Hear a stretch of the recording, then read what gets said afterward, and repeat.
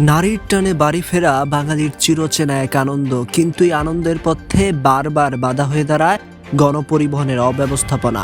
প্রতিবার উৎসবের আগে বা ছুটির মৌসুমে সাধারণ যাত্রীদের পকেট কাটতে এক হয়ে যায় একদল অসাধু পরিবহন সিন্ডিকেট। রাজধানীর বিভিন্ন টার্মিনালে এখন কান পাতলেই শোনা যায় অসহায় যাত্রীদের আর্তনাদ। নির্ধারিত ভাড়ার চেয়ে দ্বিগুণ, কখনো বা 3 গুণ বেশি দাম হাঁকানো হচ্ছে একটি টিকিটের জন্য।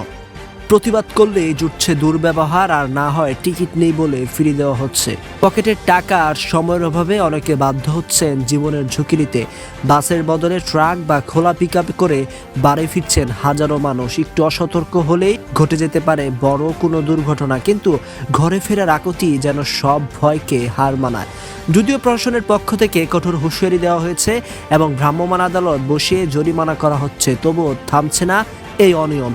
অনেক ক্ষেত্রে যাত্রীদের অভিযোগ, প্রশাসনের নজরদারি থেকে বেঁধে যাচ্ছে পেছনের সারির বাসগুলো। মধ্যবিত্তের নাভিশ্বাস ওঠা এই পরিস্থিতিতে প্রশ্ন একটাই, কবে শেষ হবে এই ভোগান্তি? কবে মানুষ নিরাপদে এবং ন্যায্য ভাড়ায় পৌঁছাতে পারবে আপনজনের কাছে?